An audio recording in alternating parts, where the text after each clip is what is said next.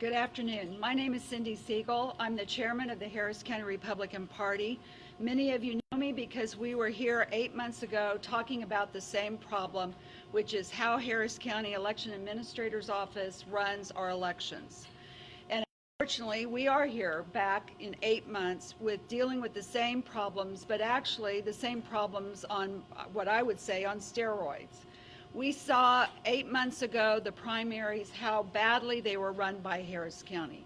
From machines that didn't work, to scanners that didn't work, to polls that were not set up, to wrong ballot size paper. This went on and on and on. And luckily, the election administrator at that time resigned. But here we are again. November 8th was just on Tuesday with our general election, and we saw even worse things going on. We had the continued problems with no polls, the polls weren't set up in time. We had machines all during the day that didn't work, never worked. We had scanners that didn't work. We had understaffed election polls in terms of the election administrator's office didn't staff them appropriately. And then the grand finale was the fact that we had polls that did not have paper or were running out of paper. We notified the election administrator, Cliff Tatum, at 10:30 in the morning that we had one poll that was close to running out of paper. We actually sent a staffer over because people could not get through on the helpline with the county administrator or the election administrator. We sent them over to what's called the ETC, the Elections Technology Center, and he was told, no, they've got sufficient paper. He got one of the people there to actually call the judge, and they proceeded to argue with the presiding judge saying, no, you've got enough paper. So after lunch, my executive director, he contacted Cliff Tatum. I actually also contacted Cliff Tatum saying, why are we arguing over paper? Just send the paper. This is a ridiculous argument. As we went on through the afternoon, we had people calling us constantly from our polls saying, we're almost out of paper. We are running out of paper. We have run out of paper, and they have had to turn away people from voting. We at approximately 3:30, we were counting about 19 to 20 polls that were close to or had run out of paper. And what happened was when we analyzed it, 19 of those polls were Republican polls. So I, along with my general counsel and a staff member, we went back to the ETC and I asked them, do you in fact have sufficient paper? And I was assured that there was plenty of paper, that they had called back 135 technicians and we're going to send more paper out to the various polls across the county. I don't know about you, but who can get across the county at 4 o'clock on a Tuesday, late afternoon in rush hour traffic? We had polls that ran out of paper. We had polls that in fact were very close to it.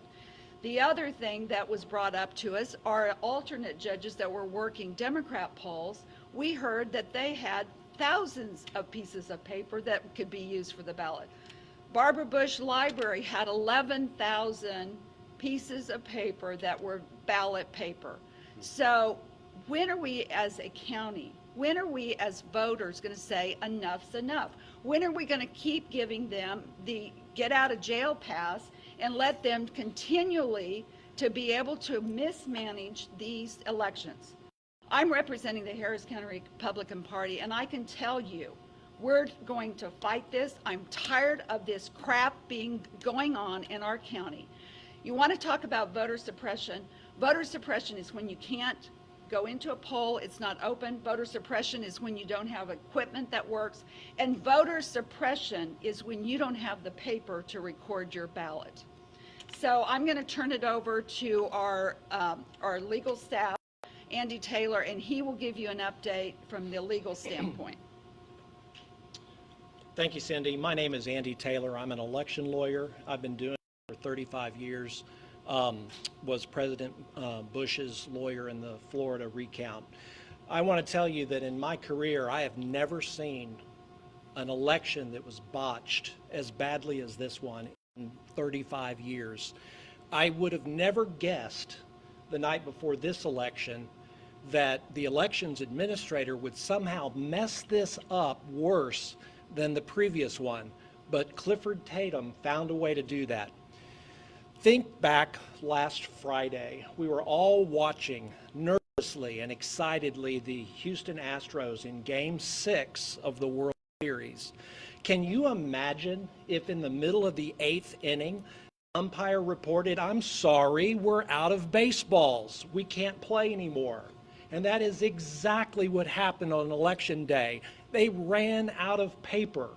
How can an election administrator mess up something so basic as having enough paper in order to record your vote?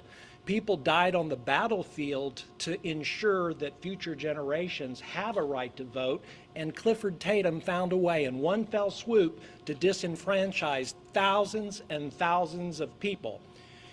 I'm here to tell you that we are seriously investigating the facts, and as those facts are developed, we will, if those facts support what we believe to be the truth, file a lawsuit. And we will have a day of reckoning in the courtroom for Administrator Tatum and all of his folks. Why would it be that the only places that our investigation has shown thus far to not have enough paper to vote, Republican stronghold precincts? One would think if it's just a simple administrative screw-up, we don't have enough paper for the entire election, that screw-up would be all over the Democratic precincts as well. And yet, so far, we've found 23 precincts that didn't have paper. Guess what? All 23 are Republican strongholds. That ought to tell you something. That makes me suspect that this wasn't just a colossal failure. This was intentional. And we're going to take this investigation wherever it leads, and we will file the appropriate paperwork. Now, I want to turn our attention to what happened today. We had a hearing in front of the judge. We're talking about mail-in ballots. We're told that there are about 200 mail-in ballots that have yet to be counted, and we talked about the process by which those should be counted. We have another hearing tonight in front of the judge set at 8 o'clock, and if necessary, we'll be back in front of the court again at 9:30 in the morning. So stay tuned on what's going to happen with those mail-in ballots. I want to make the public aware, though, that there is something coming up that is colossally important to the outcome of these races. It's called provisional ballots. Provisional ballots are for voters who show up and for whatever reason they get flagged. There's something wrong with that particular voter's credentials. And so rather than just turn them away, they're allowed to vote, but they vote provisionally. Then what happens is the early voting ballot board will look at those provisional ballots one by one to decide should they count or should they not count. Well, unfortunately, the administrator, Mr. Tatum, has found a way to screw that up too. So he went to court and he asked the court to allow the additional hour of voting from 7 p.m. to 8 p.m. on Election Day. Every single one of those persons is supposed to vote provisionally, and within about an hour, the Texas Supreme Court spanked that request that Tatum had made and said, that is not what the law says. You're supposed to do it the way the election code requires, and now you're going to have to segregate all of those ballots. We're talking about thousands and thousands and thousands of ballots that were cast after 7 o'clock. Well, what does that mean for the candidates whose political and election stakes are going to be governed by that decision? Here's what I told the judge in court tonight. We need to create 2 piles of provisional ballots. One pile is everybody who voted before 7. The other file is everybody who voted after 7.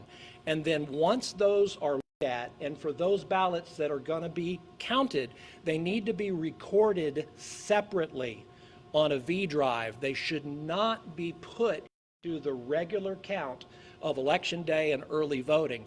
And we're going to be watching to make sure that the county does it that way, because if they don't, that would be an unbelievable violation of the election. Why? Because we're going to have thousands of votes that shouldn't be in the count that are in the count. And just think about those candidates who have lost by less than a couple of thousand votes, how they might feel about the election outcome. I will tell you this, and then I'll be done. We have to have confidence in our elections. You want to make sure that every vote that is counted is legal, and we want to make sure that every vote that is ineligible to be counted is not in the count. That's critical. The way that Administrator Tatum has handled this election, there's no way to know that. There's no way to ascertain the true outcome of this vote. And so I want to ask him to publicly apologize. This isn't a partisan issue that we're raising. This is something that everyone unanimously, without regard to race, creed, color, or partisanship, should be upset about, because our democracy depends upon the integrity of the vote, so that afterwards there's a winner and there's a loser, and we can then say, maybe I didn't vote for that person, but I'm going to support them now because they're in office. We can't do that in this election because of the mishandling of the situation, and that is a loss for democracy. Thank you very much. So now I've asked Senator Betancourt to be here. You all know him. He's been very involved in Austin with ensuring the integrity of our election process. So I'd like him to say a few words. Thank you, Madam Chair. It's unconscionable to have an election in the nation's third largest county that ballot paper is not at the polls when a voter comes in to vote for it. It's something that I've never seen before on a mass scale like this, and I've already had to talk to my colleagues that we're going to have to write a law that says if an election administrator has ballot paper in the warehouse and they don't deliver it to the polls, it's going to have some type of Class B, whatever, misdemeanor. Because we can't have an election process where people go to the polls and government decides they're not going to give out the ballot paper. And that's what Clifford, as an election administrator, made that decision when he tossed young Stafford John Douglas out at 10:30 to not listen to the complaints of dozens of primary election judges in precincts that were pleading on the phone for an hour to try to get ballot paper to their polls so citizens can vote. It's an abject failure. And I, for one, as a former elections administrator myself, I wouldn't even show up to work the next day. I would have already turned my resignation in if I made the decision to deny thousands of voters their votes at the polls because I refused to send paper out for hours and hours and hours that the ballots could be put into machines and citizens' votes count. So I have to come up with an unbelievable process of trying to write a law that says if an election administrator has ballots, they got to get it to the polls where people can use it. That's how bad of an issue this is. Now, let me point out that we've already had a hearing that occurred last night where the county attorney went to a judge and didn't even notify the party or the council until after the hearing was completed. They also, for the second time this week, didn't bother to notify the Attorney General, who had to take their previous order and overturn it at the Supreme Court. Now, what this means is that we have election chaos in counting. And by the way, if you don't think I'm right, look at the reconciliation form that I tweeted out on Team Betancourt. And you will see that there are different numbers being used on one simple form between the number of provisional ballots and the number of absentee ballots. And oh, by the way, the math adds up to be there's more ballots than voters, 6,400. That's a negative number. That's a red alert sign for any election administrator that they've got an election irregularity in process and they're doing nothing about it.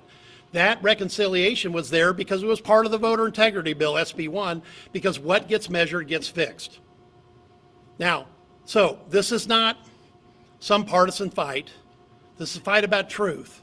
Because if you can't believe in the election results, the debate will never end. And I am astonished, I am appalled. It is an abomination to have an election administrator that when the first sign of trouble, I'm out of ballots at a polling place, they don't get people in a car and get those ballots to that poll.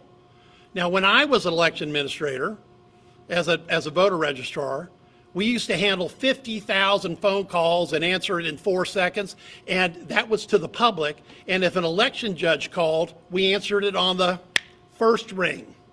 Because those primary judges of both parties, if they've got an issue, they have to be serviced by government. And they're not being. And the election administrator has already failed in his first rollout to recognize the obvious. That when you have no ballots at a poll, you have voter disenfranchisement. And it's not even debatable or arguable. It's voter suppression. It's everything that everybody talks about in politics, but it happened here in the nation's third largest county. And so now we're going to have to write laws to make sure that it never happens again. Because this defies all common sense. If you have somebody employed to be an election administrator, they're supposed to do two things: get the equipment to the polls and get those ballots to the polls so the public can vote. And it's an outrage that it happened here. It's an outrage that we had a hearing last night without the Republican Party even invited till after the hearing was closed. It's an outrage that we've had 2 hearings in Harris County where we don't even have the Attorney General, even though they've asked repeatedly to be in these hearings. And we've already had one of these motions overturned at the Supreme Court, and I'm going to predict more, because we have to have an organized election process under the laws of the state of Texas. And so far, we're not doing it right. And that's the fault of the elections division, specifically the elections administrator in Harris County. Thank you, Senator. So to the voters of Harris County, we talk a lot about voters not getting out and voting, not wanting to vote. Both parties are concerned about how do we get our base out, low voter turnout. Well, to the voters of Harris County, it is time to say enough's enough. How many election administrators do we have to go through before the county actually gets their act together and learns how to run an election appropriately, fairly, and just do their job? It is time to say we're tired of it. I don't care what party you belong to. You deserve better. You deserve to be able to go vote. Vote for the people that you're supporting, and know that when you go in there, you can cast your vote. It's going to be recorded, and it's going to be properly counted. So I'm going to open it up for a few questions, and then we'll wrap up. And I'd like to point out that Alan Vera, head of our chairman of our election integrity, our ballot security committee's here. I know he's no stranger to most of you. And you also know Chris Daniels, who is a former elected official and was one of our candidates on the ballot. Okay, answer questions. Oh, questions? Questions? Yeah.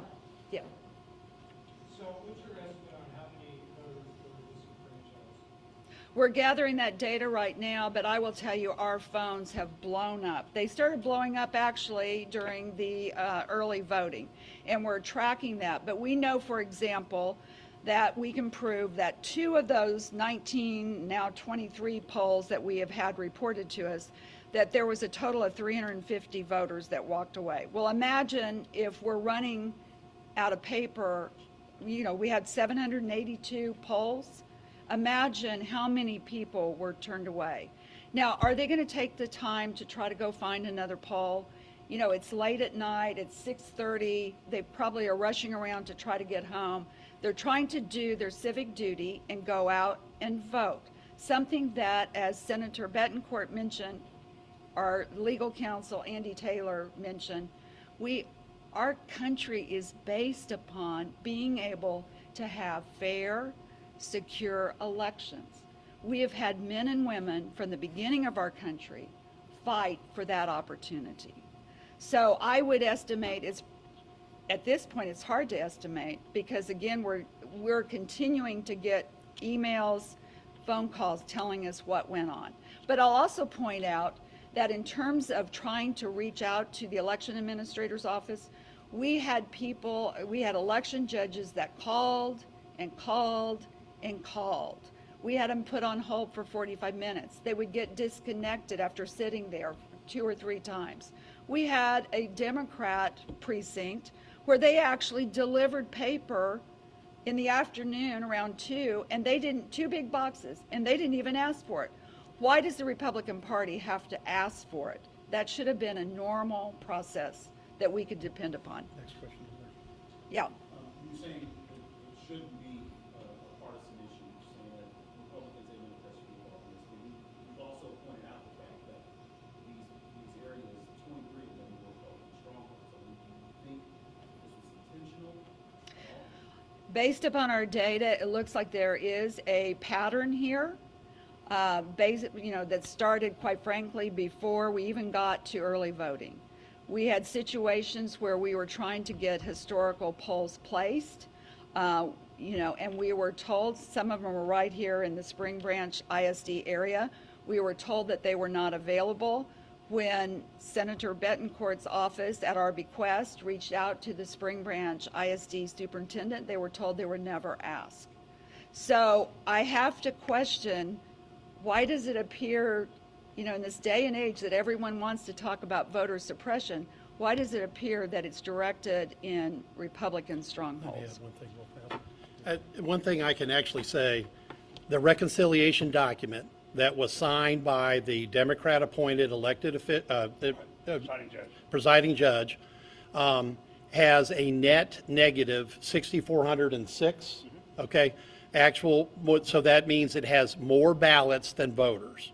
So I know I have an election regularity, absolutely, because the PJ of the presiding judge signed it.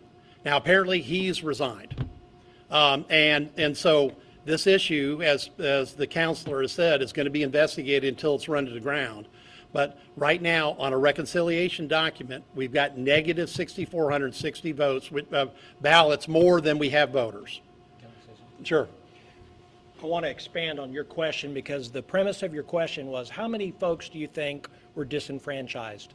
I want to explain from an election point of view that being disenfranchised has many different types of faces. The most obvious one is when you're turned away from the poll. And if you run the math, if there were 350 people turned away from the poll, not allowed to vote, and you have 782 locations, it's not a leap of logic to believe that we're going to be in the tens of thousands of people who are wrongfully turned away. But that's only category 1. Let me give you a couple of other categories. So one of the most troubling things we learned during the early voting process is how they were handling problem ballots. Let me explain. After you vote, it's a 2-page document. You scan in page 1, and that was working okay. The problem came in is when you tried to scan page 2. For a variety of reasons, page 2 would not scan. What the election code requires is you take that failed page 2 scan and you put it in something that's called an emergency chute. And then Central Count will look at that page and try to resurrect it. They have better scanners, and if they can read it but can't scan it, they can actually, with people watching, Democrats and Republicans observing, they can actually duplicate the ballot and scan it in so that that voter's vote counts and nobody's disenfranchised. Let me tell you what they did instead. Instead, they took that failed second ballot, and then they would give the voter a brand new access code and let them vote a second time. And then that first page and second page would then go into the scanner, and guess what? Now we've got page 1 scanned in once, page 2 on a new ballot scanned in once, but page 1 on the new ballot has been scanned in twice. So now we've got a double vote in the count, and that happened thousands of time. So you can also be disenfranchised and have your vote diluted because somebody was allowed to vote more than once. So that's just a simple example of how you add them all up together. Last thing, we have already been told that as far as provisionals go during early voting, that number is approximately 2021. I'm not talking about a calendar year. The actual number, 2021. We've been told that there are an excess of 2,000 votes that were done provisionally before 7. Now I'm up to over 4,000. But we've been told there's another 2,000 plus votes that were done after 7. Now we're over 6,000. So when you talk about all of this added together, when I'm done with my investigation, I bet you it's going to be not thousands, but tens of thousands of people were disenfranchised. And that's why you cannot ascertain the true outcome of this race. Well, hold on. And one thing to add, and Cindy can expand on this, these are just calls that she's taken. How many calls have gone into the Democrat Party or somewhere else? We have no idea. And I will add, just since we started, you asked that question, our phones were blowing up with texts saying, hey, we had a problem at our polls. So we suspect that it was a lot more than 23 polls. So bottom line is, the number is large enough that it could have been a consequence to these elections. Right, so- Yeah, I mean, there are some close elections, but, you know, in the end, we should all be concerned. You know, the fact that you can't trust that your ballot's going to be recorded, you can't trust that you're going to have paper to record your ballot, you're a mom or a dad out there or a young person that's wanting to go vote and exercise their right, whatever party, you should be able to rely upon the county to run a fair and secure election. You should be able to rely upon the county to do their job. And when are we going to say that we're tired of it? This has gone on since, I mean, it started in 2020, but here we are. We saw what happened with the primary. We saw what happened May 24th. May 7th, we were hearing reports. That was a small election. We were hearing reports that they were telling one of the judges, it was late, they shut down, go ahead and take the ballots on home. Really? You're going to take ballots home for the night? Leave them in your car? Hope that maybe no one, with all the crime going on, that no one busts in and steals them? And then we have November 8th. This is ridiculous. You all deserve something better. This is a basic right that we all have and should be able to rely upon. Other questions?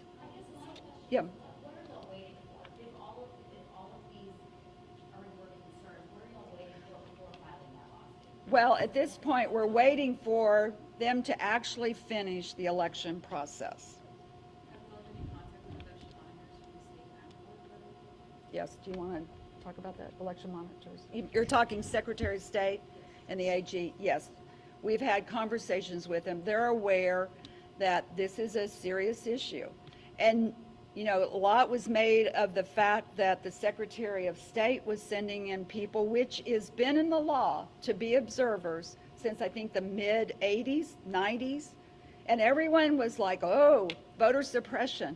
Well, maybe there's a reason they should have been here. Maybe there's a reason that they should be here monitoring what's going on, because Harris County just doesn't seem to be able to get the job done and get it done right.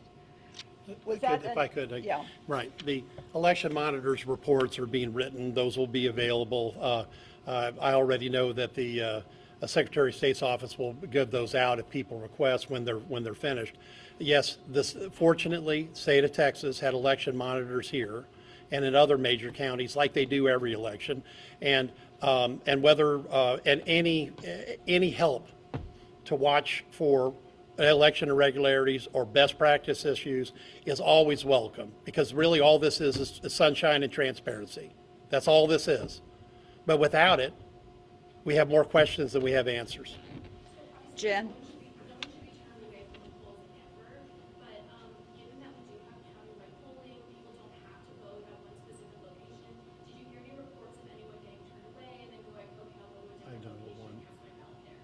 Well, did you want to answer it? I know of a specific case where a gentleman went to 4 polls turned away 3 times because at the start of the election, couldn't find a place open, actually ended up voting at Presbyterian Pines. So the problem is not every voter will be able to do that. A mom with a special needs child can't go pick up, she can't has to make that appointment. And the problem is that and I've seen people about in these closed polls, when they're totally closed and somebody's saying they're out of ballots, they turn around and they're not coming back. And that is voter suppression. So I'd like to add one other thing to that. The other thing is that the county has a website on harrisvotes.com where you're supposed to be able to look at the poll, which I mean, it's a great idea, but we were hearing that polls were not open, and as a matter of fact, they went in and got an extension of time. But if you looked at it that morning, it showed everything was green, which meant all polls, 782, were open. It additionally said, you have 0 people in line, and you have like a 0 to 15-minute wait. How many times does someone have to go to another poll and they give up? Other questions? The information wasn't correct on the tracker for hours. Yes, sir? I just want to know, the 6,409 number, you listed a lot of issues with the voting process this time. What can you specifically tie that number to? Okay, that's the reconciliation report, and it's the sum of, it's actually a subtraction equation that starts with voters.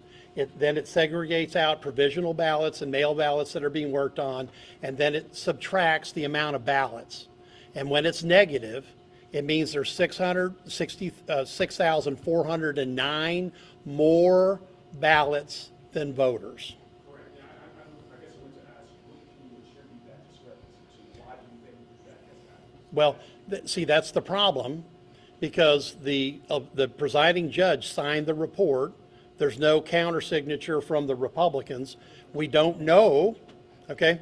And I can only guess, but I know I've got an election regularity right now where I've got more ballots than I got voters. Okay.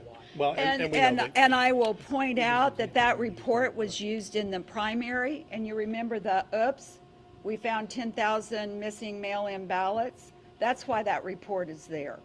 And that came through, I believe, Senate Bill 1. That's Senate Bill 1. That's the voter integrity bill. That was actually something that I insisted be in the bill, is that we have a reconciliation document so we know what that is. But here's the problem. If nobody's there to talk about it, and it's posted online, we have to assume that it's the final report, because that's what the office said, that they had finalized all the counting. And it's a mess, because there's no election administrator worth their salt that wouldn't be trying to find out why they had a problem with 6,409 votes, because that's a big problem. And that's well more than between both political parties on the margin of victory at this, or loss at this time.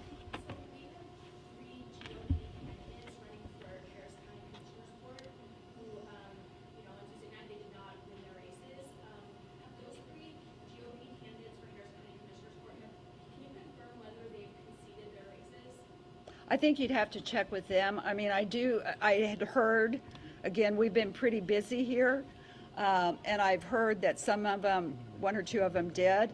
But again, that was assuming that everything was running right. If I were a candidate that has spent the whole last year or 2 fighting hard to get elected, out there day in, day out, I'd be really concerned. And I don't care, again, what party you're from. Let Andy make a technical point on that if you want to. 6,000 example.